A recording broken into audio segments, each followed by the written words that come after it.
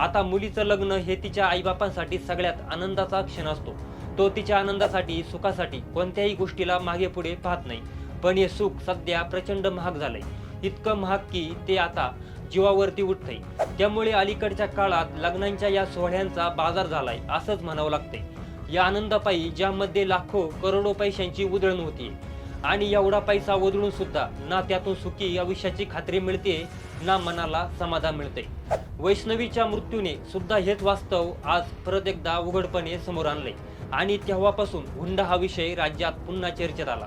त्यातील मराठा समाजातल्या काही विचारवंतांनी अहिल्यानगर आणि पुण्यात एक बैठक घेत विवाह समारंभासाठी आचारसंहिता तयार केली। लग्नाचा अव्वाचा सव्वा खर्च टाळणं, हुंडा देणं, हुंडा घेणाऱ्यावर बहिष्कार टाकणं आणि सामुदायिक विवाह सोहळे आयोजित करणं। लग्न सोहळा हा 100 ते 200 अशा मर्यादित लोकांमध्येच केला जावा। प्री वेडिंग प्रकार जर केला असेल मुळातच तो बंद करावा आणि जर केलाच तर तो लग्न सोहळ्यात जाहीरपणे दाखवू नका। कसल्याही परिस्थितीत लग्न वेळेवरच लावावं। लग्नात डीजे नको, पारंपरिक वाद्य आणि लोक कलावंतांना संधी द्या, असे अनेक प्रकारचे नियम ह्या आचारसंहितामध्ये घालण्यात आले।